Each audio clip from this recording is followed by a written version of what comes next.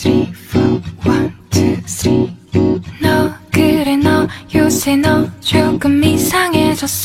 자꾸만 시도 때도 없이 시무룩하고 고민이 생겼니. 초등학교 영어 수업 시간에 배웠었던 현재 진행형 같아. 하루에 10번 내 맘이 움직여.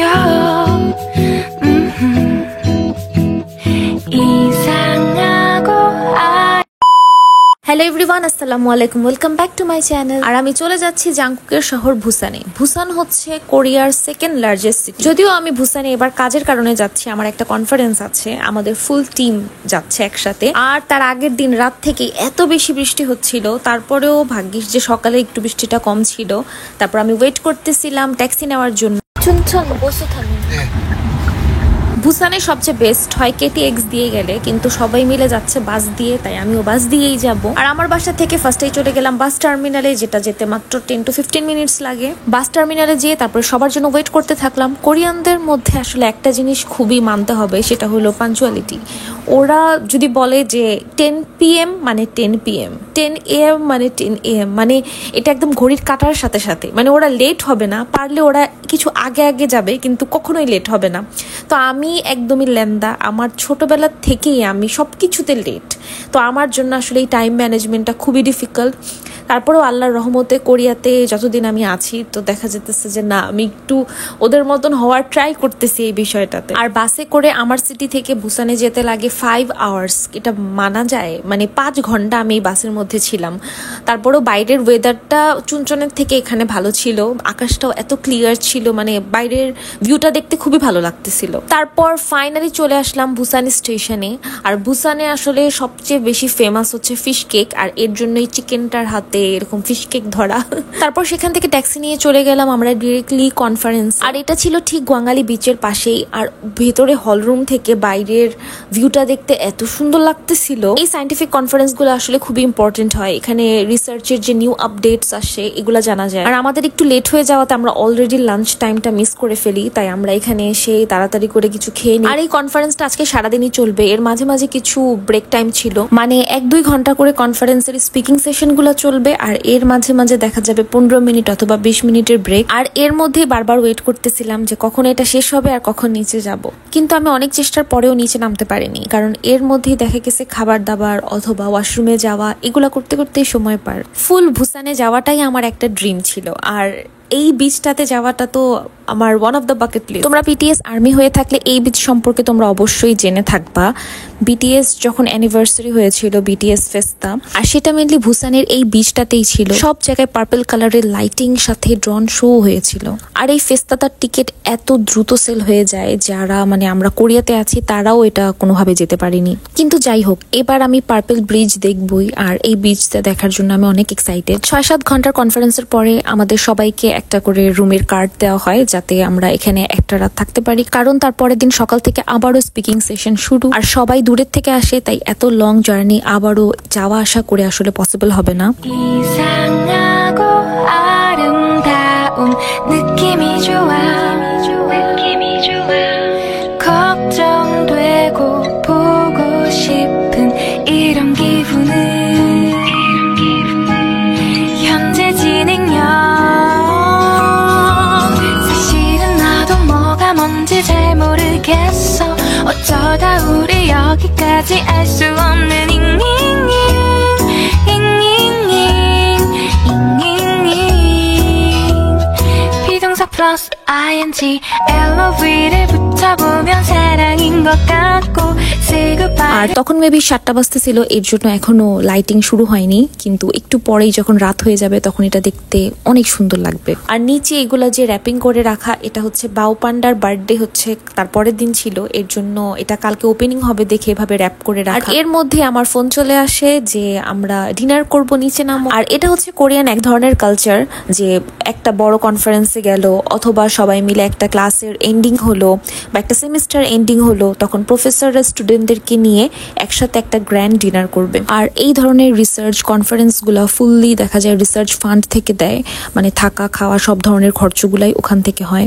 আর extra যদি লাগে ওটা জানিয়ে দেয় যে এক্সট্রা এতটুকু লাগবে, কিন্তু বুঝে নেয় যে প্রত্যেকটা স্টুডেন্ট আসলে এখানে কিভাবে সার্ভাইভ করে, তো এর জন্য এক্সট্রা খুবই কম টাকা লাগে। আর এখন একটা কমেন্টসের রিপ্লাই দিয়ে নেই। এখানে সোনিয়া আমাকে জিজ্ঞেস করেছে যে কমার্স স্টুডেন্টদের জন্য বেস্ট ডিপার্টমেন্ট কোনটা। আমার আসলে কমার্স সম্পর্কে আইডিয়া খুব কম। ফার্স্টে দেখতে হবে কমার্সের কোন কোন সাবজেক্টগুলো কোন কোন ইউনিভার্সিটিতে অ্যাভেলেবেল। এটার একটা লিঙ্ক আমি ইন্টারনেট থেকে নিয়েছি, ওটা আমি ডেসক্রিপশনে দিয়ে দিব, ওখান থেকে প্লিজ চেক করে নিবা। আমি যতটুকু জানতে পারলাম কমার্সে ইন্টারন্যাশনাল বিজনেসটা আসলে আন্ডার গ্রেডে পড়ার জন্য ভালো, আর MBA-টা গ্র্যাজুয়েট আর প্রফেশনাল ডিগ্রির জন্য ভালো। এখন আবার ভিডিওতে চলে আসি। কোথাও গেলে আমার যে ফার্স্ট যে টেনশন সেটা হচ্ছে আমি ওখানে খাবোটা কি। খাওয়া দাওয়া আসলে খুবই কষ্টদায়ক। আচ্ছা, এখন আরেকটা কোরিয়ান কালচার সম্পর্কে বলি, সেটা হচ্ছে যে ওরা যে কোনো পার্টি শুরু হওয়ার আগে ফার্স্টে ওরা ড্রিঙ্কস নিয়ে চিয়ার্স করবে। এটা হচ্ছে যে কোনো পার্টি শুরু হওয়ার এক ধরনের একটা ট্রেডিশন টাইপের, আর এটা খুবই নর্মাল এখানে। কিন্তু যেহেতু আমি মুসলিম বা যারা খায় না তাদেরকে ফোর্স করা হয় না, আমি নর্মাল পানি নিয়ে চিয়ার্স করি, এটা ওরা জানে। তোমরা শুনে অবাক হবা যে এটাও এক ধরনের ম্যানার্স বা এটিকেটস এর পার্ট কোরিয়াতে, যে কিভাবে একটা স্টুডেন্ট একটা প্রফেসরকে অথবা সিনিয়র পার্সনকে মদ ঢেলে দিবে। কিন্তু এরা সবাই আমার কালচারকে অনেক বেশি রেসপেক্ট করে, আমাকে কখনোই কোনো কিছু যেটা আমি খাই না ওটার জন্য আমাকে ফোর্স করে না। আর এটা লাইভ অক্টোপাস সয়া সসে দেওয়া ছিল, আর এটা একটু পরেই বলে যে না নর্মাল হয়ে যাবে, কিন্তু এটা দেখে আমার খুবই খারাপ লাগতেছিল।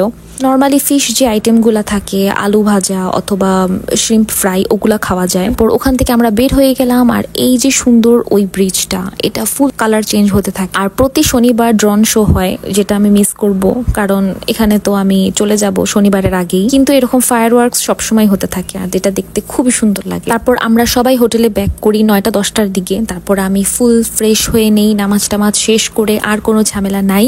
এখন আমি আবারও চলে যাব ওই বিচে। বিচটা যেহেতু একদমই হোটেলের পাশেই, তাই ওখানে যে 7-11 থেকে কিছু কেনাকাটা করব, আশপাশটা ঘুরে দেখব, আর ওই সানফ্লাওয়ার গার্ডেনটাতে আবার যাব। আমি বাইরে যেয়ে প্রথমে আমার আম্মুকে কল দিব, তারপর ভিডিও কলে আমার আম্মু বোন এদেরকে সব দেখাবো। আর প্রথম যখন আমি কোরিয়াতে আসি তখন আম্মু এত বেশি চিন্তায় থাকতো যে আমি কখন কি করতেছি, কিন্তু আস্তে আস্তে আম্মু বুঝতে পারে যে না, কোরিয়া আসলে অনেক বেশি সেফ। আই রিয়েলি উইশ যে বাংলাদেশের রাস্তাঘাটও এত সেফ হতো মেয়েদের জন্য, তাহলে আমার বোনরাও কোনো টেনশন ছাড়া বাইরে যেতে পারত। আর অনেকে আমাকে কমেন্টস করো যে কোরিয়া মেয়েদের জন্য সেফ কিনা। আমার দেখা মতন Korea one of the safest country for girls. এখানে আমি 2.5 বছর ধরে আছি, এখন পর্যন্ত আল্লাহর রহমতে কোনো সমস্যা হয়নি। আর সবচেয়ে ভালো জিনিস হচ্ছে যে রাস্তাঘাট দেখে বলাই যাবে না কয়টা বাজে, সবসময় অনেক বেশি কালারফুল থাকে। আর সব জায়গাতেই ইমার্জেন্সি লাইটস থাকে, ফোন কল করার ব্যবস্থা থাকে, তাই কোনো ধরনের প্রবলেম হয় না। আরেকটা কমেন্টসের রিপ্লাই দিয়ে নেই। এখানে তালহা কমেন্টস করেছে যে কোরিয়াতে প্রফেশনাল সার্টিফিকেট লাগে নাকি মেইন সার্টিফিকেট যেটা। তো প্রফেশনাল সার্টিফিকেট দিয়েও হওয়া যায়, কিন্তু সেটা আমি বললাম আর হয়ে গেল এরকম না, কারণ কোন ইউনিভার্সিটি এটা কনফার্ম করবে, আবার কোন ইউনিভার্সিটি এটাকে বলবে যে না এভাবে হবে না, তোমার মেইন সার্টিফিকেটই লাগবে। এটা তো ইউনিভার্সিটির উপরে ডিপেন্ড করে, তাই অবশ্যই ইউনিভার্সিটির গ্র্যাজুয়েট কোঅর্ডিনেটরকে ইমেইল করে তারপর জেনে নিবা। আবার ভিডিওতে ফিরে আসি। এত রাতেও সবাই দেখে গেছে যার যার কুকুরগুলাকে হাঁটাতে বের করছে, আর কুকুরগুলা এত কিউট, অনেকগুলো আছে খুব ছোট, আবার অনেকগুলো আছে অনেক বড়। আর বিচে এসে যদি একটু পানিতে পাই না ভিজাই তাহলে আসলে এই জিনিসটা মানা যাবে না, তাই আমি একটু চারপাশটা ঘুরে দেখবো, প্লাস আমি 7-11-এ যাব, কিছু রাতের জন্য কিছু স্ন্যাক্স কিনে নিব। আর এগুলো সব তোমরা দেখতে পারবা নেক্সট ভিডিওতে। So that's all for today. If you like my videos don't forget to like, comment and subscribe. আল্লাহ হাফিজ, বাই বাই।